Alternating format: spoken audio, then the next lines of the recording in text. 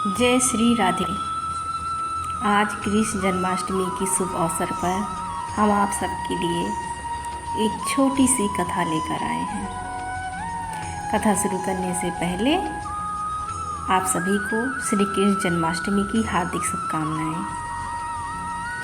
आइए शुरू करते हैं आज की अपनी कथा।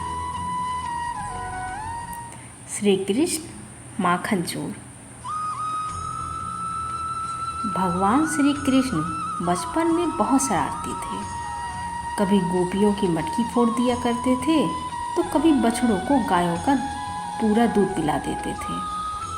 गोकुल की गोपियाँ चाहकर भी प्यारे से श्री कृष्ण को डांट नहीं पाती थी, क्योंकि वो इतने नटखट थे कि उनकी शरारतों को देखकर उन्हें दुलारने का मन करता था। कान्हा की ऐसी ही लीलाओं में से माखन चोरी की थी। यह तो सभी को मालूम है।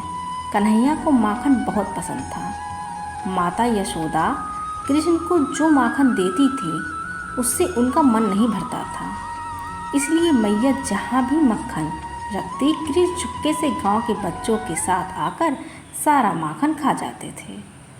ऐसा कई दिनों तक चलता रहा। जब मैया को कुछ समझ नहीं आया तो माखन कौन चुरा रहा है, तो उन्होंने एक दिन चुपके से मक्खन से भरे छोटे से घड़े को रस्सी के सहारे ऊपर टांग दिया।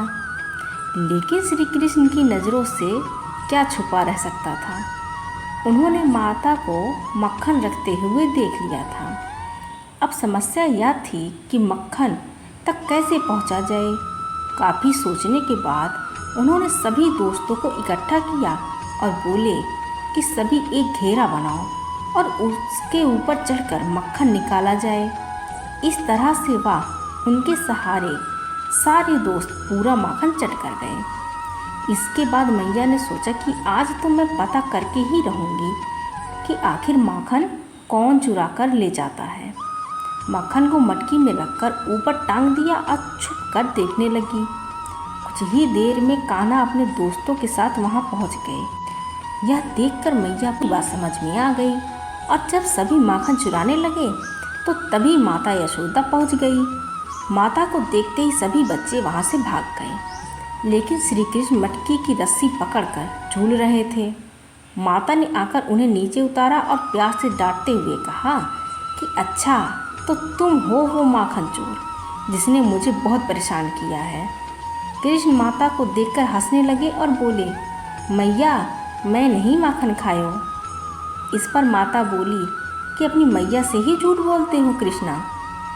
कन्हैया की भोली सी सूरत देखकर और उसकी प्यारी सी बात सुनकर माता ने कृष्ण को अपने गले लगा लिया और बोलने लगी, मेरा प्यारा नटखट माखन चोर। बस तभी से श्री कृष्ण को प्यार से माखन चोर कहकर बुलाया जाने लगा। आज की कथा बस इतनी सी। एक बार फिर आप सभी को श्री कृष्ण जन्माष्टमी की ढेरों शुभकामनाएं। जय Shri Radhe Radhe. Thank you for watching.